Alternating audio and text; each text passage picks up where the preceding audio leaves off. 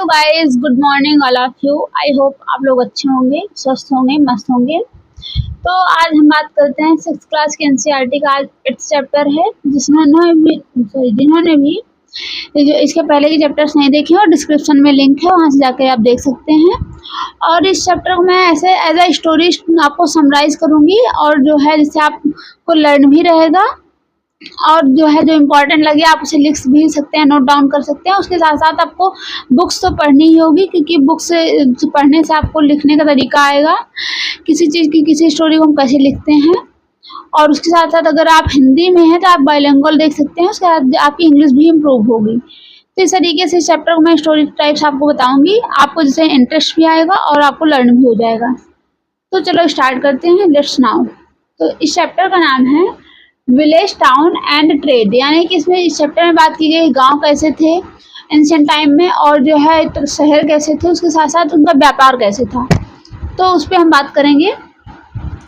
तो फर्स्ट इसका जो है टॉपिक है आयरन, टूल्स एंड एग्रीकल्चर, यानी फर्स्ट टॉपिक में हम बात करेंगे कि उस टाइम के जो है आयरन से जो है कहाँ से मिला और कैसे आयरन से टूल्स बने, और उनका एग्रीकल्चर में क्या प्रभाव हुआ, क्योंकि उस टाइम बहुत सारी इंडस्ट्रीज तो थी नहीं, उस टाइम एग्रीकल्चर में ही यूज़ किया जाता था। तो हम बात करेंगे। तो जैसे कि आपको ये थोड़ा सा आप देखेंगे, ये जो है पकड़न कह सकते हैं, और ये जो है एक्स का है, यानी कि कुल्हाड़ी है, ये भी कुछ है। तो इस तरीके से इस टाइम भी जो है उसे आयरन से बनाया जाता था, आयरन यूज़ में था। जैसे कि आयरन मेड स्टील, यानी आयरन से जैसे कि स्टील अभी भी बनती है। तो उसका part of daily our life, यानी कि अभी भी जैसे कि हम पार्ट का लाइफ का पार्ट है, डेली हम यूज़ करते हैं बहुत सारे सामान का आयरन के, उसी तरीके से उस टाइम भी यूज़ होता था। और 3000 ईयर अगो की बात कर रहा है जब आयरन स्टार्ट हुआ। सब कॉन्टिनेंट यानी इंडिया का महाद्वीप भी, उपद्वीप भी बोला जाता है, तो उसी के बेस पे। तो some largest collection of iron tools weapons were found in the megalithic burials, यानी जो मेगालिथिक बरियल्स था मैंने बताया, यानी कि जो मिड स्टोन एज था, उस टाइम बरियल्स में जो है बहुत सारे आयरन के टूल्स मिले, जैसे कि आप ये देख ही सकते हैं। उसके आगे हम बात करें तो 2500 years ago evidence of the growing use of iron tools, यानी कि उस टाइम बढ़ने लगा यूज उसका आयरन का, उसके भी एविडेंस मिले हैं। क्योंकि जो है उसी से जो एक्स होती थी, यानी कुल्हाड़ी, उसी से जो है फॉरेस्ट क्लियर किया जाता था, यानी फॉरेस्ट को काटा जाता था। और आयरन प्लोसेयर, यानी कि आयरन का हल जो होता है उसका यूज़ किया जाता था, जिसकी वजह से एग्रीकल्चर में इंक्रीजिंग, उनके प्रोडक्शन में इंक्रीज हो, यानी कि जो हल होता है जिससे कि मिट्टी की जुताई करते हैं, तो उससे जो है एग्रीकल्चर प्रोडक्शन बढ़ा। उसके साथ other step of the increase production irrigation, यानी कि अन्य स्टेप क्या लिया गया इरिगेशन के लिए, जिसकी वजह से प्रोडक्शन बढ़ा। तो हम उसकी बात करें तो किंग एंड किंगडम, यानी कि किंग यानी राजा, किंगडम यानी कि राज्य उसका। तो have reading about could have the existing without the support flourishing village, यानी कि कोई भी राजा है और किंग है, अगर बिना विलेज के सपोर्ट के तो बढ़ नहीं सकता है। तो यहाँ पर उसकी बात करता है कि new tools and the system of transplantation, यानी न्यू टूल्स यानी कि नए जो औजार बने उसके वजह से हम ट्रांसप्लांट कर पाए, यानी कि एक स्थान से पेड़ को दूसरे स्थान में जो है लगाने के लिए हम किसी टूल्स का यूज़ करते हैं ना, क्योंकि वो मिट्टी में लगा हुआ होता है। तो जैसे कि जो है फावड़ा होता है, तो उससे हम खुदाई करके उसे ले जा करके दूसरी जगह गड्ढा खोद करके उसमें लगाते हैं, तो वो बिना टूल्स के तो होगा नहीं। तो इंक्रीज द प्रोडक्शन, इसकी वजह से ट्रांसप्लांटेशन बढ़ा, जिसकी वजह से प्रोडक्शन बढ़ा। Irrigation was also use because irrigation mean सिंचाई, अगर पेड़ों को पानी नहीं मिलेगा तो कैसे जो है उनका ग्रोथ हो सकेगा। Irrigation work built during this time include canal, walls, tank, artificial lakes, यानी उस टाइम भी आर्टिफिशियल लेक्स बनाई गई, जिसे अभी बनाई जाती हैं। और उसके साथ साथ कैनाल यानी नहर की भी बात कर रहा है, उस टाइम नहर भी बनाई जाती थी। और वेल्स यानी कुएं खुदाई किए जाते थे। टैंक यानी ऐसे छोटे छोटे गड्ढे खोद दिए जाए जिसमें बारिश का पानी आके भर जाए, इस तरीके से वो इरिगेशन के लिए पानी स्टोर करते थे और उससे सिंचाई करते थे। आगे हम देखें तो आगे नेक्स्ट टॉपिक है कि who lived in the village, यानी विलेज में कौन रहता था, तो विलेज में डिफरेंट पीपल रहते थे, डिफरेंट काइंड्स ऑफ पीपल रहते थे विलेज जो है। देखिए सदर्न और नॉर्दर्न पार्ट ऑफ द सब कॉन्टिनेंट, यानी सदर्न यानी कि इंडिया का, जैसे इंडिया का ये वाला पार्ट है जम्मू कश्मीर है, ये पूरा वह यहाँ से सॉरी उत्तराखंड है, उसके बाद यूपी है, इधर हिमाचल प्रदेश है, हाँ उसके बाद पंजाब है, फिर हरियाणा, इस तरीके से, तो इसको हम सदर्न इंडिया कहते हैं। और नॉर्दर्न में ये वाला पेनिनसुलर वाला रीजन, जिसमें जो है इधर केरला, यहाँ पर तमिलनाडु, इधर आंध्रा है, फिर उड़ीसा, फिर पश्चिम बंगाल आ जाता है, इधर कर्नाटक आ जाता है, यहाँ गोवा, फिर महाराष्ट्र, इधर गुजरात, ये जो है सदर्न पार्ट में आ जाता है। तो जो है नदर्न और सदर्न पार्ट में विलेज में पीपल रहते थे। इन तमिल रीजन यानी तमिलनाडु का पहले आंध्र प्रदेश भी आता था, केरला भी उसी में आ जाता था पूरा, जो तेलंगाना भी आ जाता था, तमिलनाडु तो था ही, यानी बहुत बड़ा रीजन था नीचे का पूरा, यहाँ से कह सकते हैं ये वाला पूरा पार्ट। तो जो है तमिलनाडु में लैंड ऑनर्स को कहा जाता था वेलार, यानी जिसका जमीन होती थी उनको वेलालर कहा जाता था। और जिसका जो प्रोमैन वेर नॉन उजावर, यानी प्रो यानी कि जो किसानी करते थे, खेत किसान वाले आदमी थे, फार्मर्स थे, उनको जो है उजावर कहा जाता था। उसके साथ लैंडलेस लेबर को जो है, यानी कि जो प्रोमैन और लैंडलेस लेबर, यानी कि जो दूसरे खेत में काम करते थे, अपने पास ज़मीन नहीं थी, और जिनके पास थोड़ी सी ज़मीन हो, अपनी ज़मीन में काम करे, लेकिन अपनी ज़मीन से पेट ना भरता हो, उनकी अर्निंग यानी लाइवलीहुड भी ना चलता हो, तो दूसरे खेत में काम करते थे, तो उनको उजावर कहा जाता था। उसके साथ जो दास यानी स्लेव्स होती थे, स्लेव को खदाई, सियार या फिर अधिमाई कहा जाता था। ये तमिल के वर्ड्स हैं, तमिलनाडु जो है तमिल लैंग्वेज में लिखा गया है। इसके आगे हम बात करें northern part of the country, village headman known as the grama bhojaka, यानी कि उस टाइम जो है नॉर्दर्न पार्ट यानी ऊपर वाले पार्ट में आया, जहाँ से जो है जम्मू कश्मीर है, इधर उत्तराखंड यूपी वाले एरिया में, यहाँ पर ग्राम भोजक कहा जाता है। नहीं जो ग्राम का जैसे सपोज दैट अब अभी आप देखेंगे तो ग्राम में एक प्रधान बनता है, सरपंच जिसको कहा जाता है रूरल एरिया में, तो उस तरीके से ग्राम का एक सरपंच होता है, इसको ग्राम भोजक कहा जाता था। उसका कुछ काम फिक्स थे, जैसे कि वो टैक्स कलेक्ट करता था, उसके साथ वो family health the position generation, यानी कि पूरे फैमिली का जो है वो मेन होता था, मैक्सिमम वीमेन का उस टाइम रोल बहुत कम ही था, तो जो है वो पूरा हैंडल करता था। और पोस्ट हेरिडेटरी सिस्टम, यानी कि अगर वो राजा वो ग्राम भोजक बन गया तो उसका पिता भी, सॉरी उसका बेटा भी बनेगा, उसके बाद उसका बेटा आएगा वो बनेगा, यानी कि हेरिडेटरी चलता रहता था। उसके साथ हम ग्राम भोजक की बात करें तो ऑफन लार्जेस्ट लैंड ऑनर, यानी कि जिसके पास बहुत ज़्यादा ज़मीन होती थी वो बनता था ग्राम भोजक। मैक्सिमम टाइम में यही होता था। जनरली हिज हैड स्लेव्स, यानी उसके पास स्लेव्स भी होते थे, या हायर्ड वर्कर होते थे, यानी कल्टीवेशन के लिए वो हायर करता था, जैसे सब अभी होता है हम लेबर को हायर करते हैं, तो उस तरीके से भी उस टाइम पे लैंड के वर्क के लिए उसको वर्कर को हायर करते थे। उसके बाद was powerful, the king often use him to collect tax, यानी कि जो कि मैंने बताया कि वो टैक्स भी कलेक्ट करता था।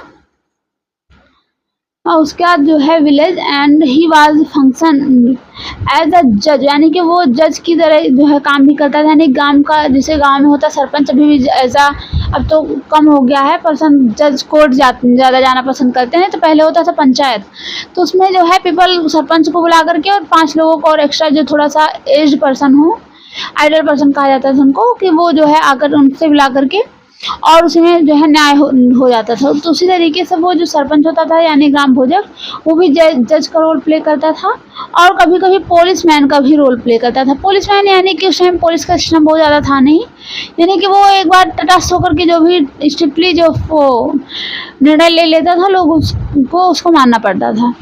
और उसके बाद ग्राम भोजक की बात करें, अदर इंडिपेंडेंट फार्मर, यानी जो है इससे ग्राम भोजक से अलग जो अदर इंडिपेंडेंट फार्मर्स हैं, यानी जैसे छोटे किसान भी हैं, तो उनको गृहपति कहा जाता है, नहीं गृहपति कहा जाता था।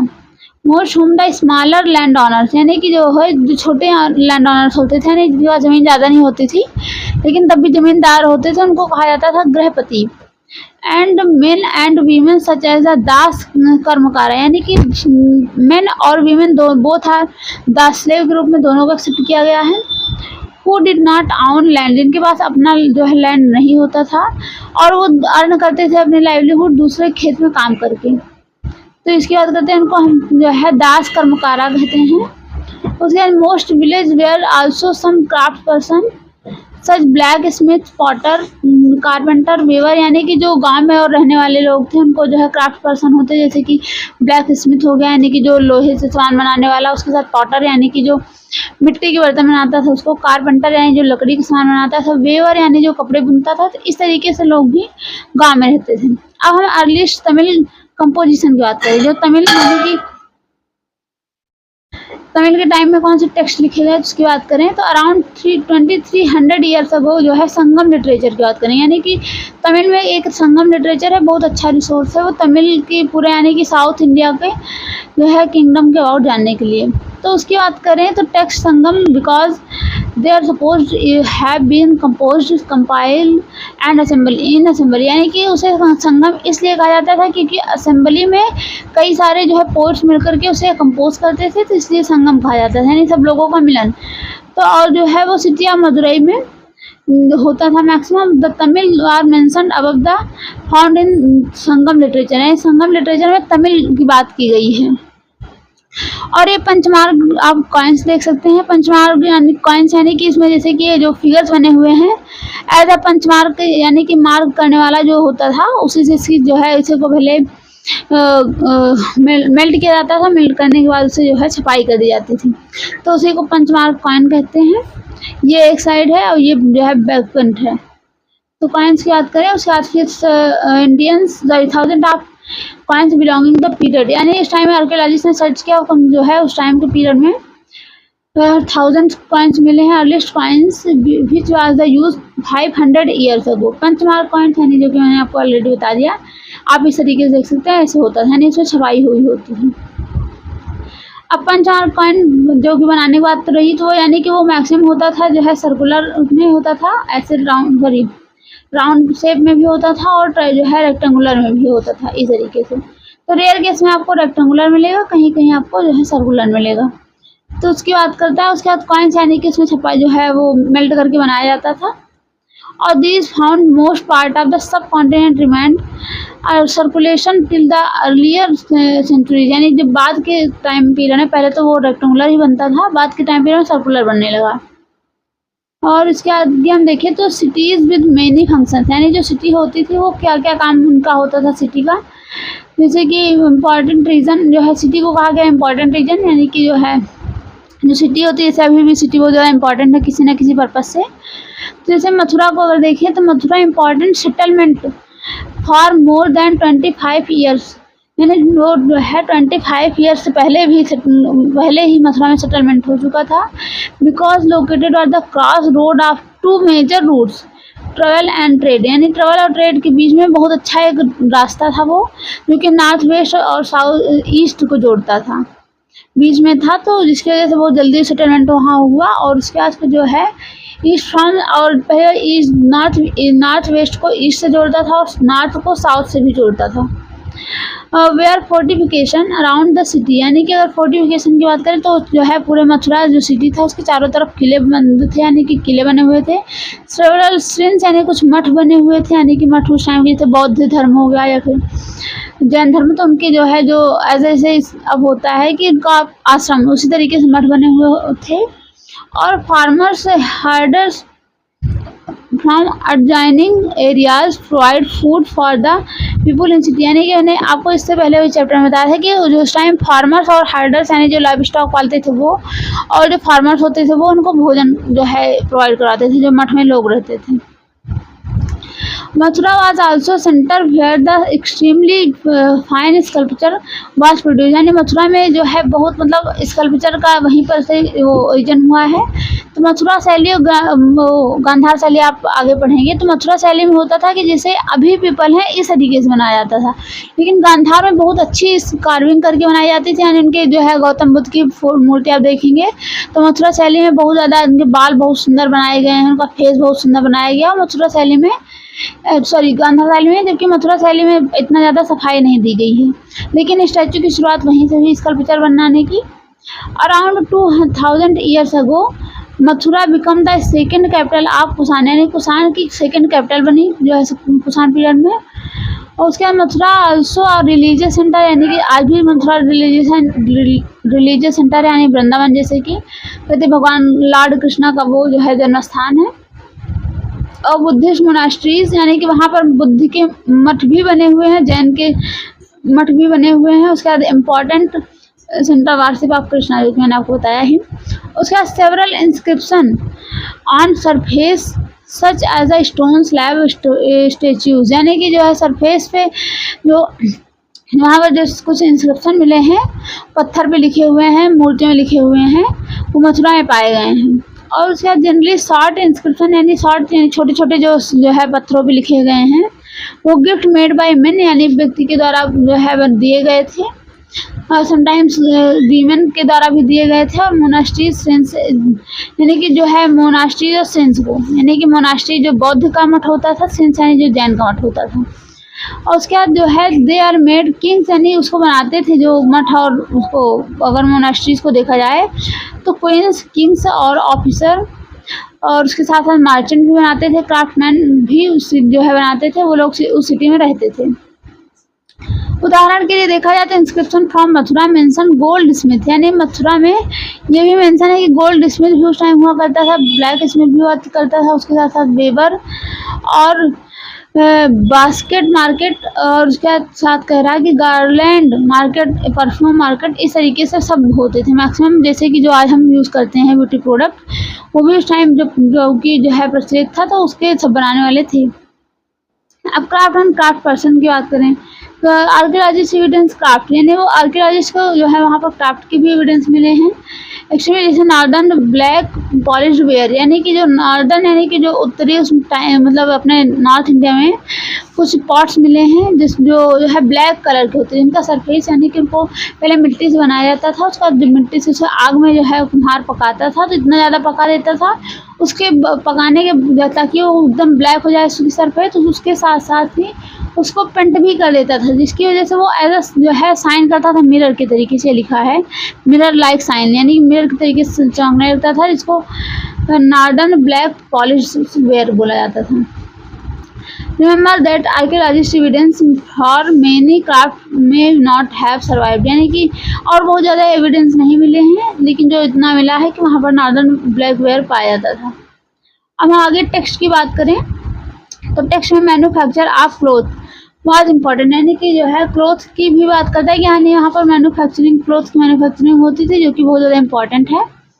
कपड़े बहुत ज़्यादा इंपॉर्टेंट तब भी थे, अभी हैं। उसका famous centre such as Varanasi, देखिए आज भी जो है कपड़ों के लिए बहुत फेमस है, वाराणसी साड़ी के लिए जो है फेमस है, तो उसी तरीके से वाराणसी पहले भी फेमस है। इसके मथुरा, साउथ में मथुरा फेमस, यानी नॉर्दर्न में सॉरी मदुरई यानी कि जो तमिलनाडु में है, वहाँ पर आप देखेंगे तो मीनाक्षी टेम्पल सबसे बड़ी टेम्पल है इंडिया की, बहुत बड़े इसके जो नागरा स्टाइल में, सॉरी इसके जो तमिलनाडु स्टाइल में बनी हुई, इसका जो विमान है बहुत बड़ा, सबसे बड़ा भारत का सबसे बड़ा विमान उसी का है, तो मदुरई इसके लिए फेमस है। तो हम मदुरई भी साउथ में कपड़ों के लिए फेमस थी, और नॉर्दर्न में जैसे वाराणसी, जैसे कि वाराणसी में देखेंगे आप तो जो है वो विश्वनाथ, काशी विश्वनाथ का जो है टेम्पल बना हुआ है।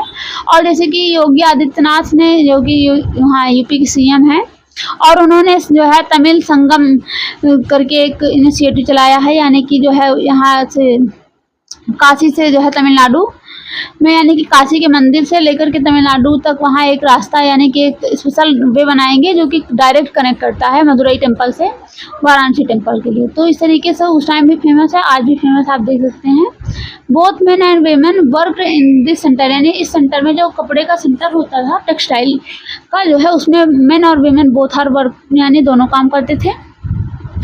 कुछ रूल्स दिए गए हैं स्पिनिंग एंड वीविंग, यानी जो कपड़े बुनाई करते थे उनके लिए कुछ रूल्स बनाए गए थे, जो कि अर्थशास्त्र में मेंशन है, जो कि चाणक्य की बुक है। तो उन्होंने कहा कि उसमें जो है काम करने के लिए widow, young women who are differently abled, nuns, mothers of courtesans, यानी कि जो है सभी वर्क करते थे, जो भी वीमेन अगर फ्री होती थी तो वो वर्क करती थी। और retired from service in temples, यानी कि वो जो है जो टेम्पल से फ्री हो जाती थी, यानी कि जिसे कुछ एज होने के बाद जो है फ्री हो जाता है आदमी, अप्रॉक्सीमेटली जैसे इंडिया में तो 60 पे जो है रिटायरमेंट में हो जाती है, तो इस तरीके से जो वुमेन्स वहाँ फ्री थी वो जो है उसमें वर्क करती थी। और वो जो है होता ये था कि जो वीमेंस बाहर नहीं जाती थी वो रॉ मटेरियल अपने नौकर से या किसी से भी मंगा सकती थी और काम करना पड़ता था उनको। और उसमें पनिश का भी प्रोविज़न दिया गया है, यानी कि जो अगर अपने काम को कंप्लीट नहीं करता था उसको पनिश किया जाता था, उनके हाथ की उंगलियों को सॉरी अंगूठे को काट दिया जाता था।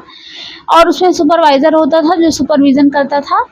और वे वीमेन जो है शाम को जाती थी अपने काम को मतलब जो उन्होंने किया उसको देती थी सेंटर पे, और उसके साथ अपना वेज लेकर आती यानी अपनी सैलरी को लेकर आती थी। तो इस तरीके से वहाँ पर कुछ रूल्स बनाए गए थे। और उसके आगे हम बात करें तो many craft person and merchant now formed association known as a shrenis, यानी कि बहुत सारे जो क्राफ्ट पर्सन थे और मर्चेंट ने एक एज अ ग्रुप बनाया हुआ था, जैसे संगठन कहते हैं, यानी कि एसोसिएशन, जिसको श्रेणी कहा जाता था। श्रेणी एज अ बैंक की तरीके से भी वर्क करता था, जिसमें वीमेंस किंग और जिसके पास पैसे वो अपने पैसे को जमा कर सकता था, उसमें डिपॉजिट करता था। और वो श्रेणी जो है क्राफ्ट पर्सन प्रोवाइड करता था ट्रेनिंग, यानी जो श्रेणी ग्रुप होता था लोगों को ट्रेनिंग देता था, रॉ मटेरियल प्रोवाइड कराता था, उसके साथ साथ डिस्ट्रीब्यूट कराता था फिनिश्ड प्रोडक्ट, यानी कि उसके साथ साथ जो है उसे जैसे किसी को हम दिए उसे मतलब ट्रेनिंग दी जाती थी, ट्रेनिंग देने के बाद जो है जो कपड़े बनते थे उसे लेकर के वो बेचता था। तो इस तरीके से वो श्रेणी, यानी कि सपोज दैट आज का सेल्फ हेल्प ग्रुप देख सकते हैं, आज के हम SHG से इसका जो है कर सकते हैं SHG, यानी इससे इसका कंपेयर कर सकते हैं श्रेणी का, जो कि आज भी बहुत पॉपुलर है SHG। तो इस तरीके से जो है इसे कनेक्ट कर सकते हैं। उसके बाद फिर जो है श्रेणीज मर्चेंट थोड़ा श्रेणीज मर्चेंट ऑर्गेनाइज ट्रेड, यानी कि वो ट्रेड ऑर्गेनाइज करता था, यानी कि जैसे अभी भी ये सेल्फ हेल्प ग्रुप है तो वीमेंस को वर्क दे देता है, उनको जो है पैसे प्रोवाइड करवाता है, आप सामान लीजिए, बनाइए, बना करके उसको दीजिए, वो बेचेगा। तो इस तरीके से जो है श्रेणी भी स्टिक से वर्क करता था। उसके पार्ट ऑफ द इंटरेस्ट, यानी जो इसका इंटरेस्ट होता था, यानी जो उसमें प्रॉफिट होता था उसको डोनेट करना पड़ता था, वो रिलीजियस इंस्टीट्यूशन को देना पड़ता था, यानी कि जैसे मोनास्ट्रीज हैं यानी मठ। उसके बाद हम आगे बात करें तो क्लोजर लुक अरिकामेडू, यानी कि अगर हम अरिकामेडू एक सिटी का नाम है, हम उसकी बात करें तो जो है वो भी साउथ में ही है।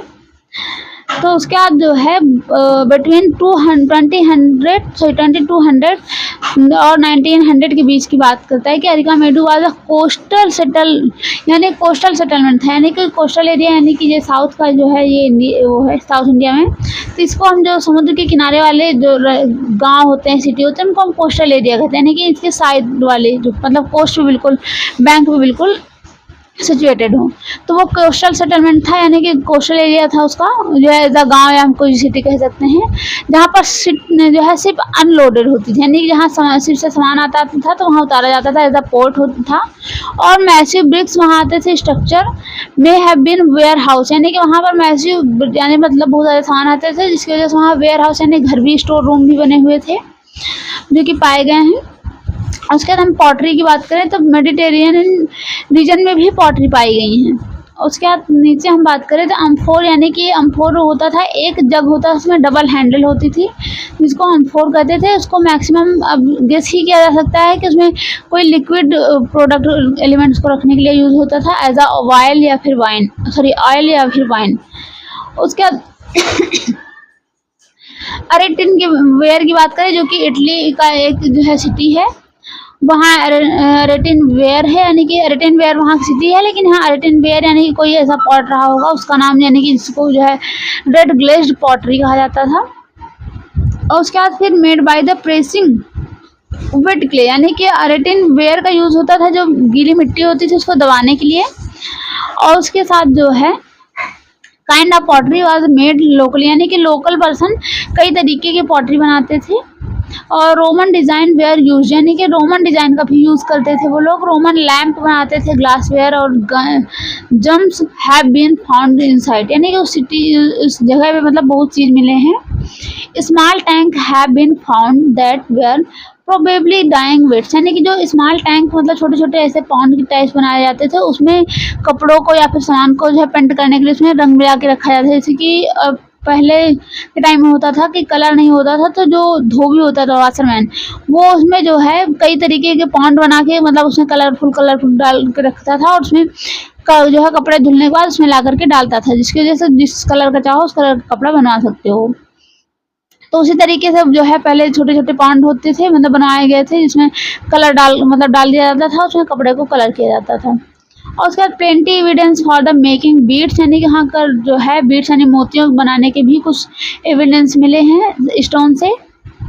उसके आगे हम देखें तो an account of Greek seller की बात करें तो स्टोरी ऑफ बरी गाजा, यानी बरी गाजा एक बरूज यानी कि एक सिटी है जो कि नैरो गल्फ ऑफ नैरो, मतलब कि गल्फ है, यानी कि एक वो खाड़ी है जहाँ पे बरगाजा यानी जो है बरगाजा को हम खाड़ी कह सकते हैं, जो कि नेविगेट में यूज होता था। उसके बाद ships had been steered by the skilful and experienced fisherman, यानी यहाँ पर जो है जो फिशरमैन होते थे वो मछलियाँ पकड़ते थे और एज आ देश की इकोनॉमी बढ़ा सकते थे। इसमें लिखा है एम्प्लॉयड बाय द किंग, यानी कि वो किंग के द्वारा उसको जॉब दी जाती थी, यानी कि जिससे अपनी लाइवलीहुड चला सकें।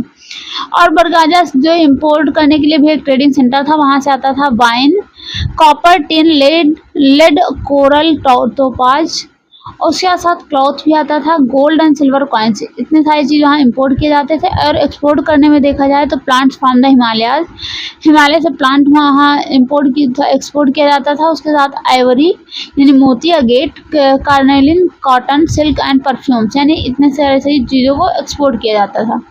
Special gift brought by the merchant for the king, यानी जो मर्चेंट होते थे वहाँ पर इस किंग के लिए कुछ स्पेशल गिफ्ट लेकर आते थे। इंक्लूडिंग इसमें जो है सिल्वर के वेजल्स यानी बर्तन होते थे, सिंगिंग बॉयज यानी कि कोई गाना गाने वाला लड़का भी हो सकता है, ब्यूटीफुल वीमेन हो सकती है, फाइन वाइन्स या फाइन क्लोथ भी, इस तरीके से वो गिफ्ट देते थे। अब उसके आगे हम बात करें ट्रेड एंड ट्रेडर्स की, यानी कि जो ट्रेड क्या होता था और ट्रेडर्स कौन कौन थे। तो नॉर्थ ब्लैक पॉलिश्ड वेयर, यानी कि इसके बाद तो आपने पढ़ ही लिया है। This find pottery specially bowls यानी plates were found from the several archaeology site, यानी कई जगहों पर जो है ये नॉर्दर्न ब्लैक पॉलिश्ड बर्तन भी मिले हैं। उसके साथ बाउल्स यानी कटोरा, उसके बाद प्लेट भी मिली है, जिससे पता चलता है कि वो जो है पूरे इंडिया में through out the sub continent सब जो है वो ट्रेड करते थे। और उसका ट्रेडर्स में have carried from the place they were made sell them other place, यानी कि जिस प्लेस पे बनाते थे उससे जाकर के अलग दूसरे प्लेस पे बेचते भी थे।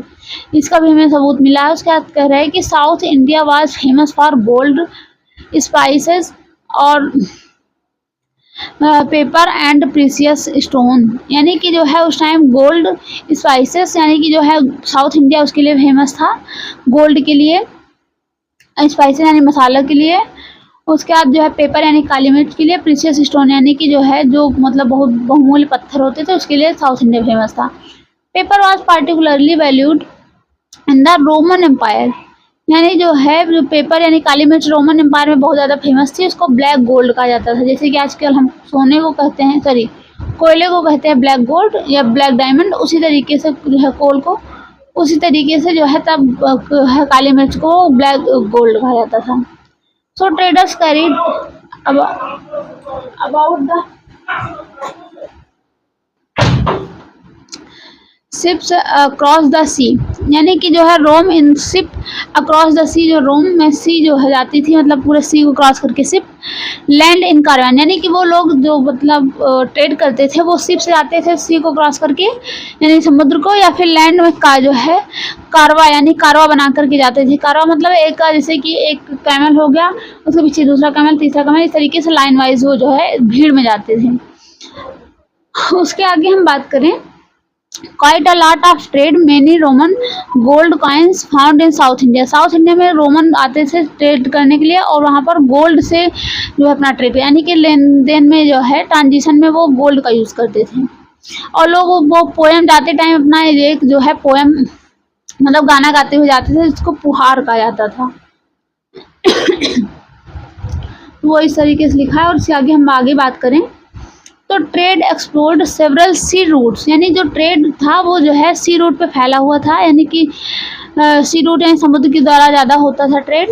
सम of the follow the coasts, यानी कि जो कोस्ट को फॉलो करके आते हैं, जैसे कि ये ऐसे है तो हमको केरला जाना है तो वो लोग इसी कोस्ट से सीधे चले आएंगे, क्योंकि पहले मैप वाला सिस्टम नहीं था तो लोग जो है कंफ्यूज हो जाते थे, तो इसलिए वो कोस्ट को फॉलो करते थे, यानी समुद्र के किनारे किनारे चल करके तो पहुँचते थे। और उसके आगे हम बात करें across the Arabian sea and Bay of Bengal, जैसे कि अरेबियन सी इधर है और बे ऑफ बंगाल इंडिया के इस साइड, ईस्टर्न में बे ऑफ बंगाल है, वेस्टर्न में अरेबियन सी है। तो वहाँ बहुत सारे सेटलर्स आते थे। एडवांटेज ज़्यादा मानसून, यानी मानसून से एडवांटेज है कि यानी कि जब मौसम आता था जैसे ईस्टर्न जो है वो विंड, ईस्टर्ली विंड चलती थी तो लोग इधर आते थे, तो उसके साथ जो है वो धक्का कर पहुँच दे करके उसको पहुँचा देती थी यहाँ। और जब वेस्टर्ली विंड आती थी तो वो लोग जो है यहाँ से चल देते थे और वो धक्का दे करके उनको उनके प्लेस पे पहुँचा देती थी। इस तरीके से वो ट्रेड करते थे, क्योंकि पहले जो है शिप नहीं हुआ करती थी, वो मतलब शिप को जो है उसे क्या कहते हैं, उसे चप्पू से चलाया जाता था। तो उसके आगे हम बात करें तो जो है wanted reach in the western coast, जो कि मैंने आपको बता ही दिया। साउथ वेस्ट मानसून का जो है वो मतलब हेल्प लेकर के पहुंच जाते थे। बिल्ड दिस लॉन्ग जर्नी, क्योंकि उनकी जर्नी बहुत लॉन्ग होती थी। कभी कभी वो मानसून का वेट करते करते इंडिया में एक एक साल रुकना पड़ जाता था, कभी कभी जो है वहाँ से नहीं आ पाते थे। इस तरीके से वो प्रॉब्लम भी फेस करते थे। अब new kingdom long the coast, यानी कोस्ट के जो है नए किंगडम की बात करें तो उसका जो subcontinent mark by the long coastline, hills plateaus, यानी इंडिया में अगर देखा जाए तो हिल्स भी है, प्लेट्यू भी है, रिवर वैली भी है। उसके बाद जो है कावेरी वाज मोस्ट फर्टाइल, यानी नीचे देखे थे था उसमें है थोड़ा कावेरी, तो वो फर्टाइल लैंड थी। ऐसे कि अभी भी जमीन जो कि रिवर के किनारे वाली होती है वो कि फर्टाइल होती है, जैसे गंगा वैली की है। गंगेटिक रीजन में बहुत ज़्यादा फर्टाइल सॉइल पाई जाती है। अब cheap and Kings who control the river valley, यानी जो राजा और होते थे वो रिवर वैली को कंट्रोल करना चाहते थे, मैक्सिमम कंट्रोल करते थे। और coast become the rich and powerful, जिसके वजह से कोस्ट जो यानी कोस्टल एरिया यानी उसके किनारे वाला एरिया बहुत ज़्यादा पावरफुल होता था। जैसे कि संगम पोएम्स मेंशन द मूवेंडर, यानी कि संगम पोएम में एक वर्ड मूवेंडर का यूज़ किया गया है। मूवेंडर का मतलब होता है थ्री चीफ, यानी तीन मुख्य जो है, जो कि रूलिंग फैमिलीज यानी राजा के फैमिली से बिलोंग करते थे, जैसे कि चोलास, चेराज और पांड्याज। उनकी बात करता है। Who become powerful in south around 23 years ago, यानी कि जो कि साउथ यहाँ नीचे वाले एरिया में वो जो है रूल करते थे और बहुत पावरफुल राजा बने।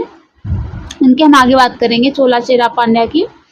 Each of the three chiefs to centre power, यानी कि जो है वो तीनों राजाओं के दो सेंटर जो है पावरफुल थे, जैसे कि एक inland and one of the coast, यानी कि इनलैंड यानी इसके कोस्टल एरिया होता था साइड में, और इनलैंड यानी कि बीच वाला एरिया, यानी कि जैसे ये इंडिया है तो ये वाला इनलैंड कह सकते हैं, ये कोस्टल एरिया कह सकते हैं। तो उसमें 6 सिटीज़ जो है में से 2 बहुत ज़्यादा पॉपुलर थी, जैसे कि पुहार यानी कि कावेरी पत्तनम नीचे है साउथ में जो है तमिलनाडु में।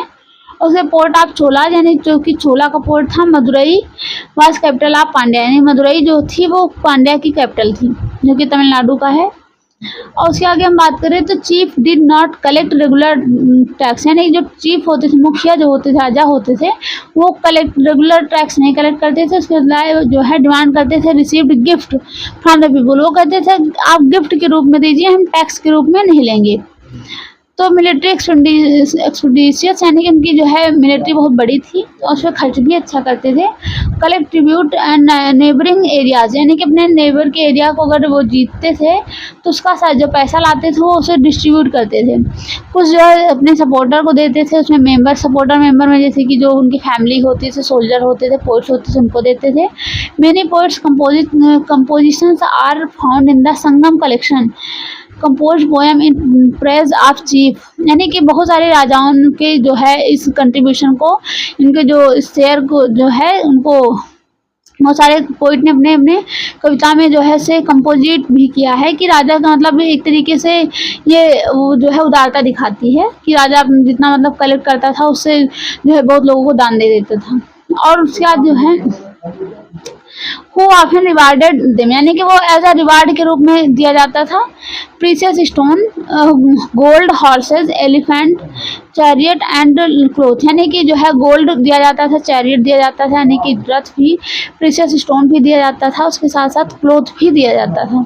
अराउंड 200 ईयर्स लेटर, हम 200 ईयर्स के बाद की बात करें तो dynasty known as the Satavahana. अब सातवाहना डायनेस्टी आई जो है मोस्ट पॉपुलर हुई। और सातवाहना डायनेस्टी में हुआ क्या कि वो अपने माँ के नाम के साथ अपना नाम जोड़कर लिखते थे।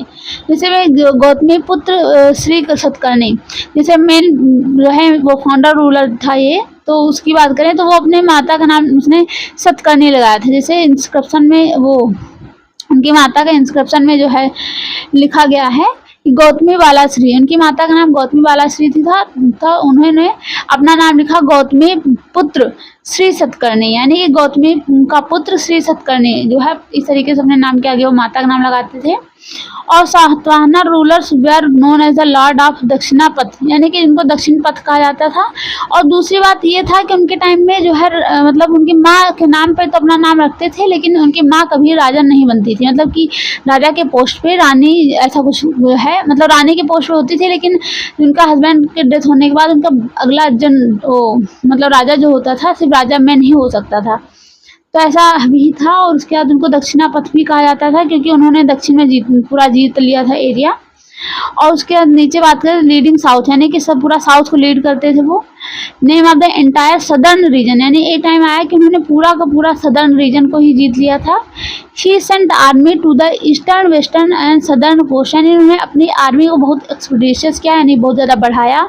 तो उसके बाद अपने जो है राजधानी को उन्होंने ईस्टर्न वेस्टर्न साउथ सब जगह उन्होंने भेजा और जीतने की कोशिश करी। अब हम थोड़ा सा लास्ट में जो है सिल्क रूट की बात करें, तो सिल्क रूट जो है कुषाणों ने मैक्सिमम टाइम उन्होंने बेनिफिट लिया और कहा जाता है कि उन्होंने बनवाया भी था। जैसे कि वो पूरा इंडिया में पूरे यहाँ पर्शिया से लेकर के चाइना तक एक रूट बना हुआ था, यानी सिल्क रूट इसलिए कहा जाता था, मैक्सिमम सिल्क का व्यापार होता था इधर चाइना इंडिया से लेकर के। तो चाइना इंडिया से थोड़ा सा ऊपर ये चाइना पर्शिया यानी जो आज का ईरान है, तो ये पूरा रीजन ऐसे कवर करता था, यानी चाइना है, यहाँ इंडिया है ऐसे, और ये जो है फिर इधर ईरान वाला पर्शिया रीजन हो गया। ये जो है जो कि सेंट्रल एशिया का जो है सेंट्रल इंडिया कहा जाता है, सेंट्रल एशिया ही कहा जाता है। ये ओमान वाला रीजन वहाँ जाके कनेक्ट करता है। तो इस तरीके से सिल्क रूट था। और वहाँ पर देखें तो taxes tributes gift that brought by the traders travelling along the route, यानी इस रूट से ट्रेवलर्स जो है ट्रेवल करते थे। और उसके बाद they often protected the traders who passed through their kingdoms and attack by robbers, यानी इनको प्रोटेक्शन दिया जाता था इस रूट पे, यानी कि जो है कि उनके पर कोई अटैक ना करे रॉबर्स। और उसके बाद best known of the rulers who control the silk route Kushan, यानी कहा जाता है कि कुषाण ने बहुत अच्छे से